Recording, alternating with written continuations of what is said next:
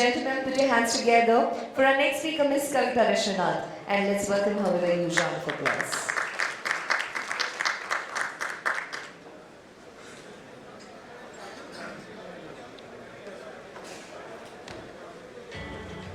We all know the story. Modern technology powered by software and applications has quickly transformed our world. And that story continues to unfold before our very eyes. Software powers how we get smart to how we get things, from how we make money to how we manage it, from how we care for ourselves to how we care for our planet. And that software that powers our lives starts with you, the developer. And it begins with your everyday tasks, promoting a build before the end of the day, a collaborative team effort to develop that feature, securing the pipeline and making all of the customer experience possible. The software butterfly effect is happening right in front of us. To drive the next wave of innovation forward, you need strong, comprehensive, end-to-end tools that match how you work. You need a platform that understands the big picture, launching ideas from your keyboard all the way to production. You need to trust every line of code, every binary, every deployment system, every edge. Together with JFrog, we'll power a transforming world of liquid software that takes your ideas to an edge without borders. A world that lets you think bigger, deliver more, and pioneer the next generation of innovation. A DevOps-driven world that takes everything you're imagining and makes it a reality. Everything we deliver together today has a global impact. Welcome to the big picture of DevOps.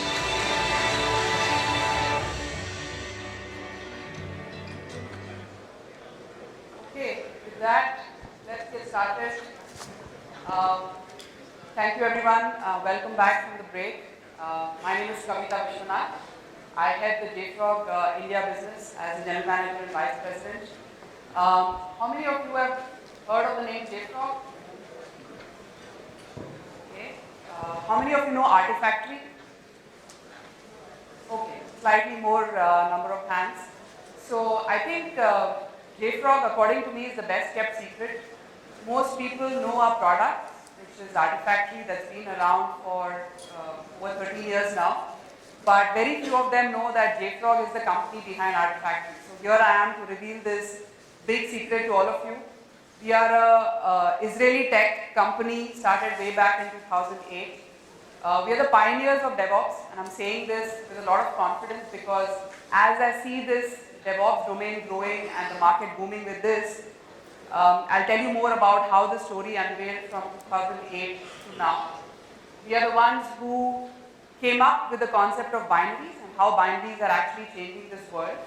And today I want to talk to all the stakeholders out here about how DevOps has become the lever and helping organizations accelerate their digital transformation. A lot of you sitting here, by the way, are already my customers, so thank you very much for being here.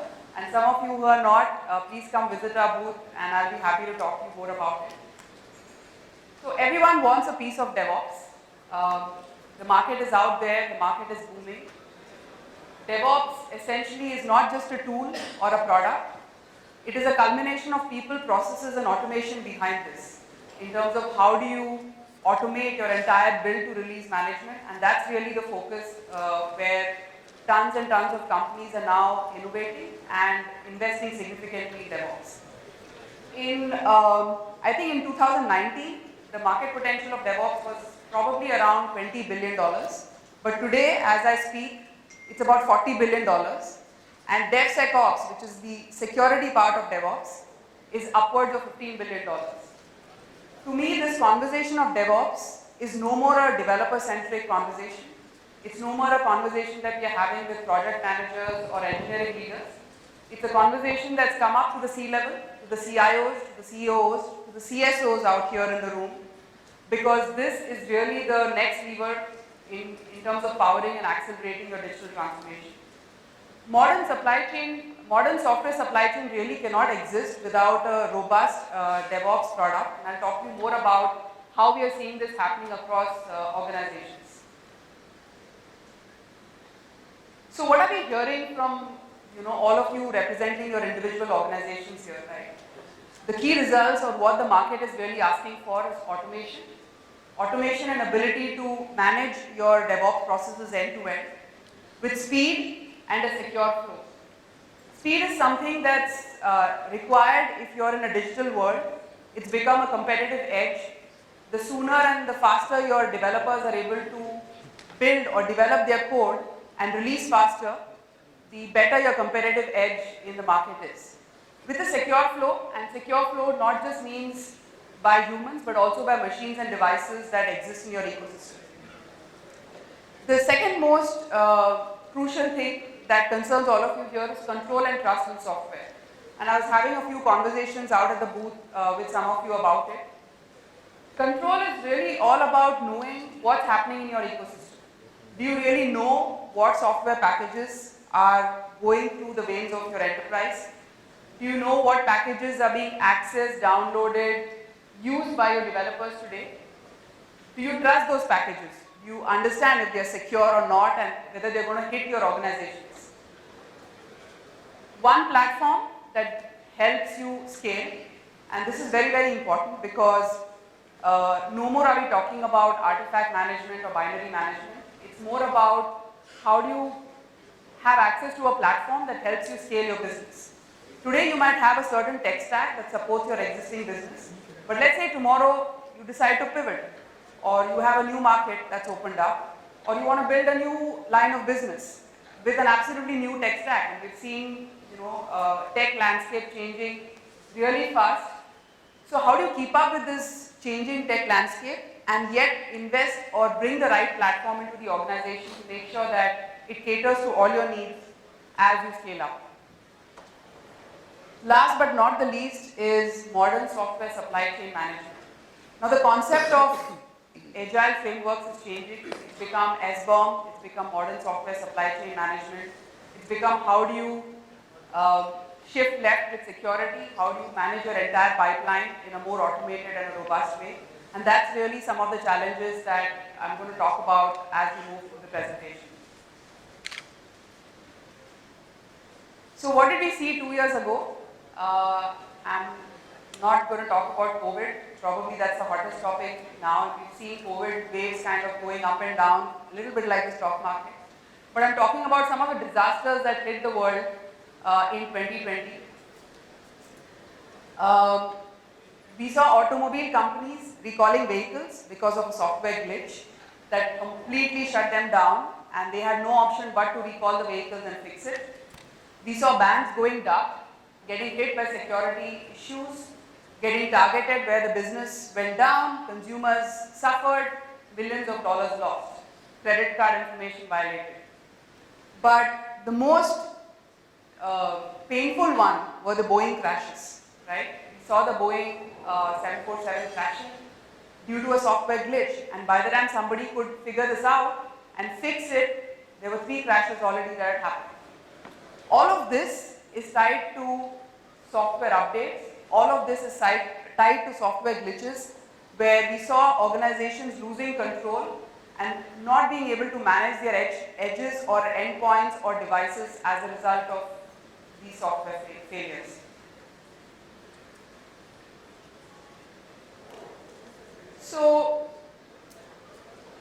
binaries are really at the center of DevOps, at the crossroads of DevOps, where whether you are a developer who's trying to build an application, or whether you're on the operations side of it trying to take the application live, whether you're an enterprise or a small startup, whether you're looking for full automation or let's say part automation with some parts of it outside of it. If you're looking at security, which is end-to-end security, or you just want to focus on runtime security, all of these things revolve around binaries.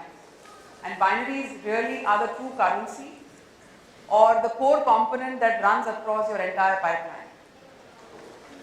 A lot of organizations, or let me restate it, many C-level executives felt that binaries came in much later. I don't have to deal with it. It's part of my dev team, and the engineering manager or the project manager will take care of it. But what's really happening is all the attacks that we are seeing today, whether it's Log4j, whether it's SolarWinds that happened some time back, or some of the latest ones that we've seen happening, are all happening at the binary level, because that's the one that is exposed. Those are the vulnerable components which get downloaded by developers, and with more and more organizations using open source software, it's imperative to secure your binaries, because this is really what's happening and running across the ecosystem. Therefore, we feel that binaries have become the center of gravity for modern software supply chain. How do you protect these binaries? How do you control these binaries? How do you manage these binaries as it flows through the pipeline is what really JFrog is all about. In 2008, we came up with this term of liquid software. It's a very funny term. I had not at least heard of it before I joined this company. But liquid software, the concept is all about imagining software as a seamless liquid flowing through your organization. Let's say if that was possible and you are able to update, patch, push releases out to your software in production, in real time, without any glitches, without bringing the production instance down, or without having any downtime for yourself or your customers. That to us was liquid software, and this is a vision with which we started off JFrog back in the day. And today, more than 7,000 customers globally are part of the liquid software revolution. All of them, whether they are the topmost banks globally, top manufacturing companies, automobile companies, and not just globally, in India as well, are all part of the liquid software revolution. And this is what is accelerating the digital transformation journey for a lot of organizations. So let's take a look at how this happens. So after you develop software to your source code repository, and this can be anything, I'm just going to take 30 seconds to bore you with some tech stuff, and then I'll go back to the high level stuff, so please bear with me. The binaries from the source code get pushed to Artifactory, which is the heart of the JFrog DevOps platform. Artifactory is nothing but a binary management or a repo management tool. It helps you manage all your container images, artifacts, everything, and it becomes like a gateway or the gatekeeper of all the binaries in your organization.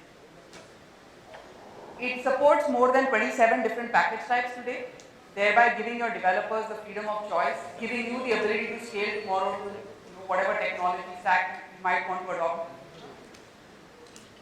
From Artifactory, the packages go through X-Ray. X-Ray is a security tool, your answer to DevSecOps. It scans all these images and binaries for vulnerabilities, for license compliance, for any other policy violations that you might have set in your organization. X-Ray is also coupled closely with VulnDB, which is the global database for tracking and reporting all vulnerabilities. So let's say a new zero-day vulnerability gets pointed out or gets logged in today. Immediately in the next few hours, X-Ray will have that in the database, and all the images going through this X-Ray scan will be blocked or will be flagged off with this vulnerability. From X-Ray, the images then get distributed based on how your tech architecture is. So let's say if you have different data centers or dev centers, or let's say you are a retail company and you have different edge points to which your software needs to be updated. All of that gets pushed through JFrog distribution, which you see here. Or let's say if you're an auto manufacturer and you have your vehicles that need to be updated with the software. So that's another use case of distribution. Or you have edges or IoT devices in the marketplace out there to your customers or to your other partners in the market. That's also possible through JFrog Connect. All of this is managed and monitored through Mission Control, which is like a dashboarding product that gives you a better sense of what's really happening in the pipeline. And Insight, which gives you intelligent metrics around metadata that's happening during this process. This metadata is really important because as an executive, you really need to know what's happening through the entire pipeline. What kind of builds are failing, what kind of vulnerabilities exist in your ecosystem. How do you proactively fix some of these things, right? So this intelligent metrics around metadata is super critical for some of the folks sitting out here. And we have a end-to-end CI/CD orchestration platform, which is called JFrog Pipelines, that helps you through the entire process from build to release. So this is a quick look at our platform that is available both on SaaS as well as on-prem, but 9 out of 10 customers prefer SaaS today, and I don't think I need to explain that to all the senior folks out here. We are seeing a lot more traction in the cloud today, both in India as well as globally, and that's really the crux of the entire DevOps transformation, going digital or going cloud with respect to the infra providers in the market.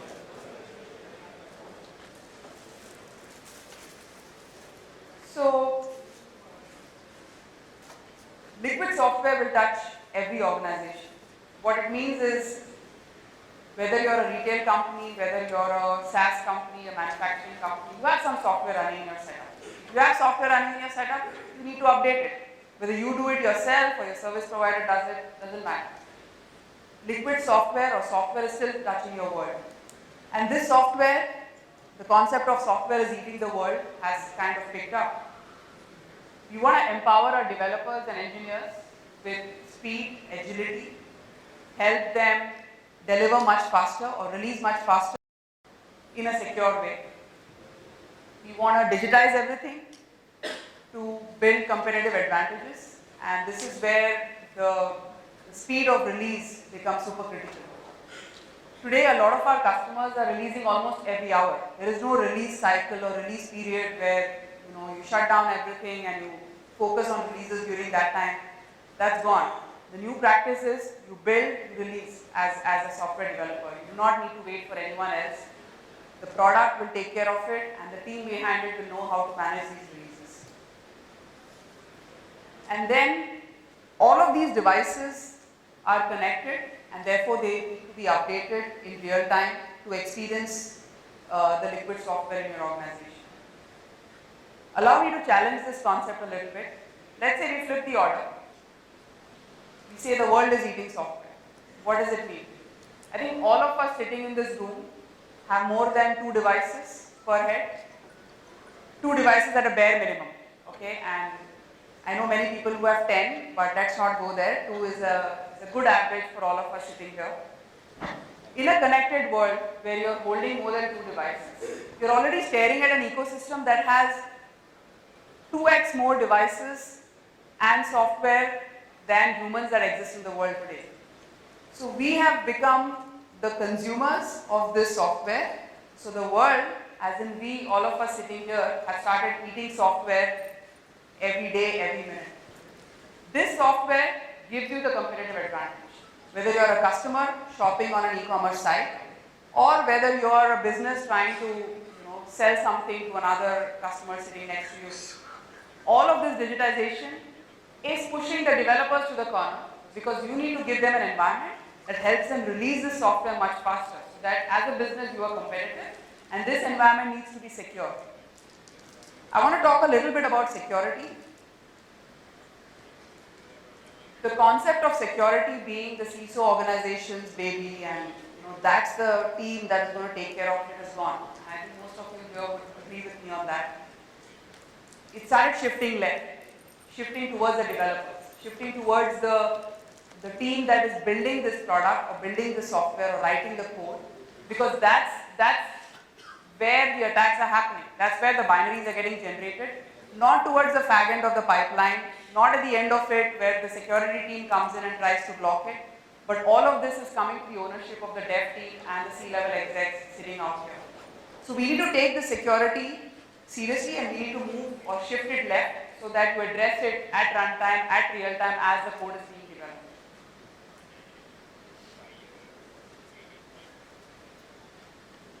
I'm going to leave you guys, and this is my last slide, I'm going to leave you guys with some thoughts which are very compelling thoughts and are the center of DevOps. So if you're thinking of a DevOps strategy, if you haven't thought of it yet, then I think you need to think about it, because it's a C-level discussion these days. Can you achieve speed without automation? Is that possible? Are you looking to empower your developers?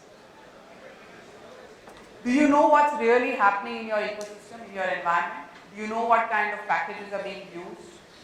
Do you know from where they're getting downloaded? Do you know if they're secure? Do you know how many vulnerabilities have already been identified and yet continue to be downloaded and used by your teams? Do you know what's really happening in your runtime environment?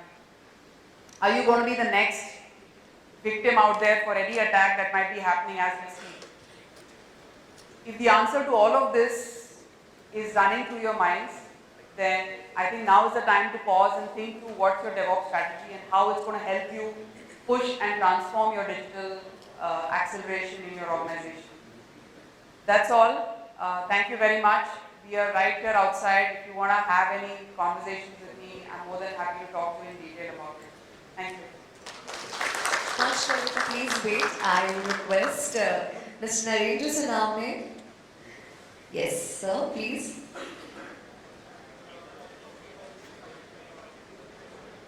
Now, this is a small tip of appreciation from us. Thanks so much for the wonderful presentation.